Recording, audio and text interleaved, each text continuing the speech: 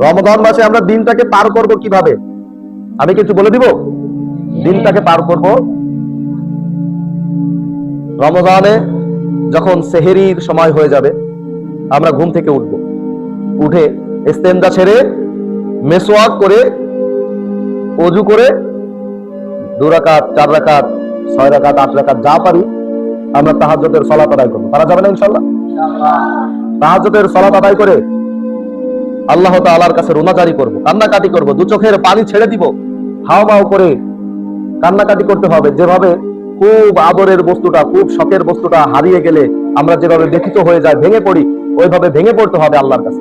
ভেঙে পড়ে আল্লাহর কাছে রুজু হয়ে আল্লাহর কাছে দুহাত তুলে আল্লাহর কাছে কান্নাকাটি করে অতীতের সব পাপের জন্য আল্লাহর কাছে ক্ষমা চাইতে হবে। ইয়া মালিক, জীবনে অনেক ভুল করেছি, অনেক পাপ করেছি, অনেক গুনাহ করেছি, আপনি আমাদের গুনাহকে মাফ করে দিন, আপনি আমার সকল ভুল ভ্রান্তি আপনি ক্ষমা করে দিন, আমাকে আপনার প্রিয় বান্দা হিসেবে কবুল করে নিন।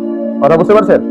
এটার পরে আমাদের আল্লাহর কাছে বসে বসে তাসবিহ তাহলিল করতে হবে, রাসূল করিম সাল্লাল্লাহু আলাইহি ওয়াসাল্লামের উপর দুরূদ পাঠ করতে হবে। বেশি না পারেন সাল্লাল্লাহু আলাইহি ওয়াসাল্লাম সাল্লাল্লাহু আলাইহি ওয়াসাল্লাম এতটুকু করতে হবে, এতটুকু বসে বসে করবেন। সেহরি খানা রেডি হয়ে গেছে, পবিত্রতা বজায় রেখে দস্তারখান বিছিয়ে পরিবারের সবাইকে নিয়ে, ছোট বড় যারা আছে, যাদের উপর রোজা ফরজ হয় না তাদেরকে ডেকে দিবেন সেহরি খানার জন্য। কারণ সেহরি খানার ভিতরে আল্লাহ পাক রব্বুল আলামিন অনেক অনেক বরকত রেখেছেন। কথা বুঝতে পারছেন? সবাইকে ডেকে দিয়ে সেহরি খানা খাবেন। সেহরি খানা সকলে মিলে একসাথে খেয়ে ফ্যামিলিতে সকলে মিলে ফজরের নামাজটা আদায় করবেন। আদায় করে সূরা ইয়াসিন পাঠ করবেন। কি পাঠ করবেন? সূরা ইয়াসিন পাঠ করবেন।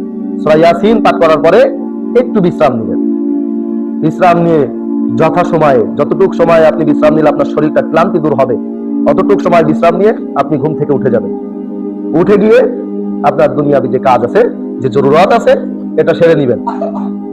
এটা সেরে নেওয়ার পরে জোহরের আজানের আগে ওযু করে এবং গোসল করে পবিত্রতা রক্ষা করে, পবিত্রতা বজায় রেখে মসজিদের দিকে গমন হবে।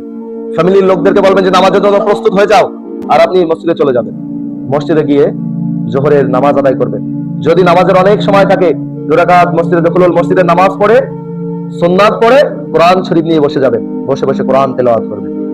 ইমাম সাহেব যখন চলে আসবে, নামাজের সময় হয়ে যাবে, নামাজ শেষ করে সুন্নাত পড়ে একটু সময় বসে বসে কোরআন তেলাওয়াত করবেন। আবার যদি শরীর ক্লান্তি চলে আসে, একটু বিশ্রাম নেবেন। বা এই সময়টা এই কাজে কাটানো সব থেকে ভালো, সেটা হচ্ছে দ্বীনি মুযাকারা। সাথী ভাইদেরকে, বন্ধু বান্ধবদেরকে, মুরব্বীদেরকে, যারা আছে সবাইকে ডেকে নিয়ে এক জায়গায় বসে যে কোনো একটা সহিহ কিতাব হাদিস থেকে তেলাওয়াত করবেন, পড়ে পড়ে শোনাবেন, তাদেরকে আমল দিবেন, আমলি বিষয়ে মুযাকারা করবেন। সূরা কিরাত যদি কেউ না পারে, অসুস্থ থাকে, তাদেরকে বসে বসে সূরা কিরাত কষ্ট করায় দিবেন জোহরের পরে। ঘন্টা খানিক এভাবে দ্বীনি মুযাকারা করার পরে যদি আপনার ক্লান্তি চলে আসে, একটু বিশ্রাম নেবেন। আর যদি কোনো দুনিয়াবি কাজ থাকে সেটা সেরে দিবেন। আবার জোহরের নামাজ পড়ে ইফতারের জন্য প্রস্তুতি নেবেন, দুরূদ শরীফ পড়বেন। এই সময়টা খুবই খুবই গুরুত্বপূর্ণ। আসরের নামাজের পরে দোয়া করা খুবই একটা মোক্ষম সময়, যে সময় দোয়া কবুল হয়। হাদিসে বর্ণিত কয়েকটা সময় আছে, তার ভিতরে আসরের পরে দোয়া করলে আল্লাহ তাআলা দোয়া কবুল করেন। তো এই সময় মেসওয়াক করে ওযু করে আসরের সালাত আদায় করে দোয়ায় বসে যাবেন। ইফতারি রেডি করবেন, ইফতারি সামনে নিয়ে দোয়া করবেন। যে রোজা রাখে নাই তাকেও ইফতারির জন্য ডেকে দিবেন, যে রোজা রাখছে তাকে ইফতারি দিবেন। কথা বুঝছেন? ইফতারি শেষ করে মাগরিবের নামাজ আদায় করে তারপরে আপনি একটু শারীরিকভাবে একটু ফিট হবেন, যাতে আপনি এশার সালাত আদায় করে 20 রাকাত তারাবির নামাজ পড়তে পারেন। কথা বুঝতে পারছেন? তারাবির সালাত আদায় করে এসে যদি খানাপিনার জরুরত থাকে, খানাপিনা খেয়ে ঘুম। আর রাত্রি জাগরণ করবেন না। এখন কি করবেন না? রাত্রি জাগরণ করবেন না। এশার সালাত পড়ে তারাবির নামাজ শেষ করে এসে ঘুম দেবেন।